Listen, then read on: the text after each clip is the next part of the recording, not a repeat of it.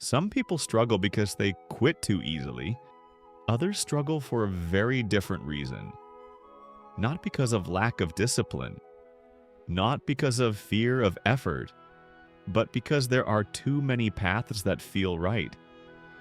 When looking at life, there isn't one clear direction. There are 10, and each of them feels real. Each feels meaningful. Each feels like a possible future. The problem is not motivation. The problem is choice. This creates paralysis, not from laziness, but from overload. Society often labels this as a weakness. Jack of all trades, master of none. That label creates anxiety. For a long time, success followed clear rules. That world rewarded specialization.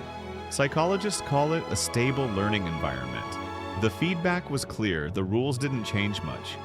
In that world, the specialist made perfect sense. But this is no longer that world. The modern environment is unstable. The rules change faster than skills can be perfected.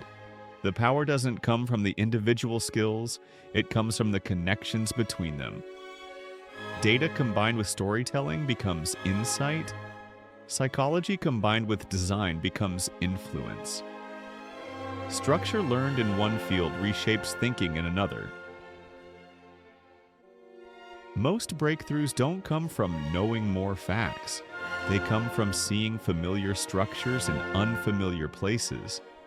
And all those random interests, they aren't distractions.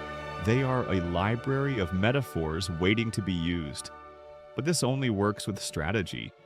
Trying to build everything at once leads back to shallow overwhelm.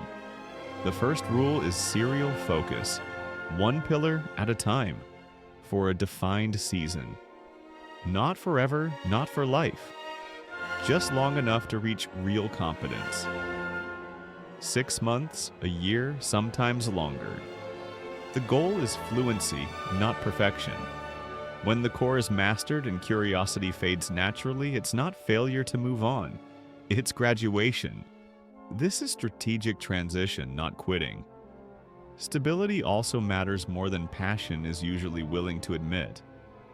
A job doesn't need to fulfill identity.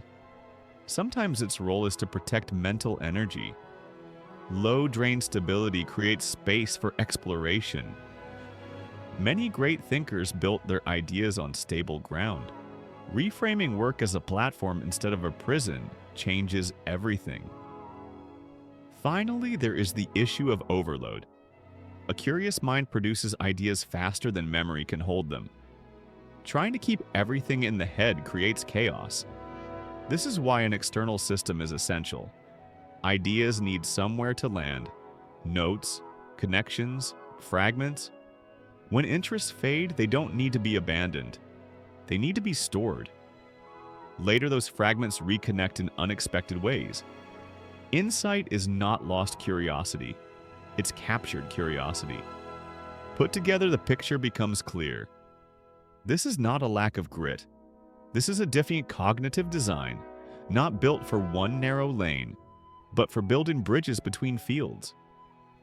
With focus, structure, and patience, this becomes an advantage. Choose one pillar, build it fully, use stability wisely, capture ideas instead of chasing them. Not everything needs to be mastered at once. The value comes from seeing how everything connects.